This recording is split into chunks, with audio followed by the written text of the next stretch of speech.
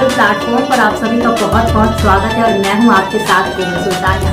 जैसा कि आप सभी जानते हैं, चैत्र नवरात्रि शुरू हो चुका है और चैत्र नवरात्रि का आज पहला दिन है। तो पहले दिन का क्या महत्व है, माँ दुर्गा को कैसे प्रसन्न किया जाता है, इन्हीं सारे सवालों का जवाब देंगे आचार्य मुकेश जोशी जी हमारे साथ न्यूज लिंक पर। आचार्य मुकेश जोशी जी जुड़े हैं, आइए उन्हीं की जुबानी जानते हैं माँ दुर्गा के बारे में। आचार्य जी, आपका न्यूज लिंक में बहुत बहुत स्वागत है और इसी के साथ मैं पहला सवाल आपसे यह करना चाहूंगी कि चैत्र नवरात्रि का पहले दिन का क्या महत्व है।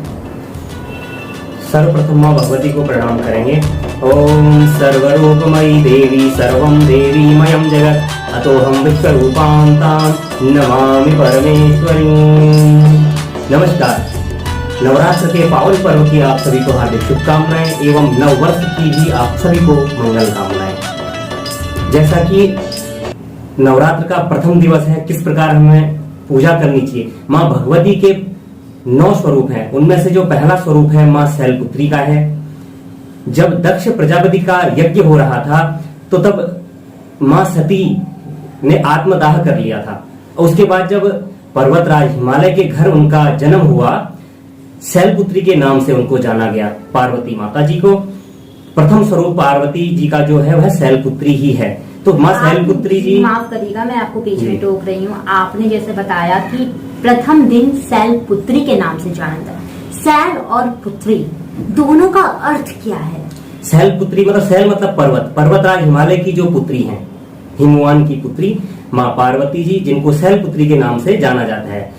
तो इनका जो स्वरूप है वह नंदी के ऊपर सवार हैं, श्वेत वस्त्र धारण किए हुए हैं उन्होंने और उनके मस्तक में अर्ध चंद्रमा विराजमान है। कहा जाता है, जैसे माना जाता है शास्त्रों के अनुसार, यदि कुंडली में हमारी चंद्रमा ठीक नहीं हो तो भी हम शैलपुत्री की पूजा करने से चंद्रमा को ठीक कर सकते हैं। आचार्य जी, अब हमारे दर्शकों को ये बताइए कि माँ पूजा भगवती का कैसे आराधना की जाती है, माँ आराधना को कैसे प्रसन्न किया जाए।